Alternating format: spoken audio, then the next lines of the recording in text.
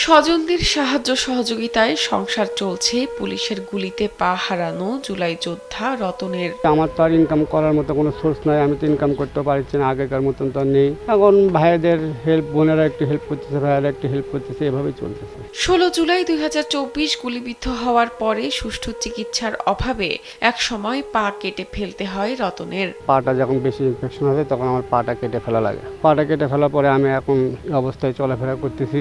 পা হারানোর পর থেকে মানুষের দয়া দাক্ষিণ্যেই চলছে রতনের সংসার।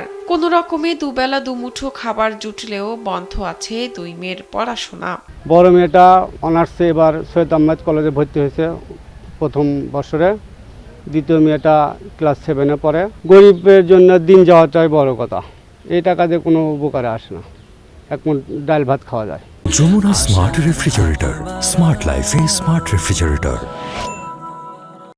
অভাব অনটনের মধ্যে ধার দেনার টাকায় চিকিৎসা করেও ছেলের পা কেটে ফেলতে হওয়ায় আফসোসের শেষ নেই রতনের মায়ের। বহু টাকা দেনা দফা করলাম, খরচ খান্ডি করলাম, তারপরও পাও ফেলে দেওয়া নেগলো। 5 সদস্যের সংসারে একমাত্র উপার্জনক্ষম ব্যক্তি রতন। তার পঙ্গুত্বে থমকে আছে বগুড়ার সারিয়াকান্দি উপজেলার পৌর এলাকার ধাপ গ্রামের এই পরিবার।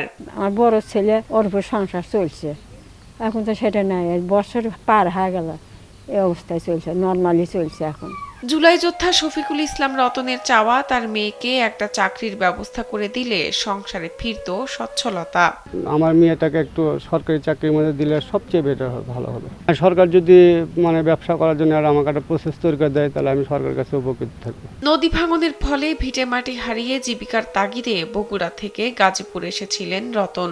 গাজীপুরের শফিপুরে আন্দোলনে অংশ নেওয়ার সময় গুলিবিদ্ধ হন তিনি। পা হারানো রতনের আফসোস, যে বাংলাদেশের আশায় আন্দোলনে যোগ দিয়েছিলেন সে স্বপ্ন এখনো পূরণ হয়নি। আমরা যেটা পরে আশা করছিলাম এটা এখনো আমরা পাইনি, বা ভবিষ্যতে বাস্তবায়ন হবে কিনা তাও জানি। চাচ্ছিলাম সুন্দর একটা দেশ, যে দেশে কোনো ফেসিবাজি থাকবে না, এই দেশে কোনো নতুন একটি বাংলাদেশ চাইছিলাম, কিন্তু আবার দেখতেছি প্রায় ওই রকমই আবার শুরু হয়ে গেছে।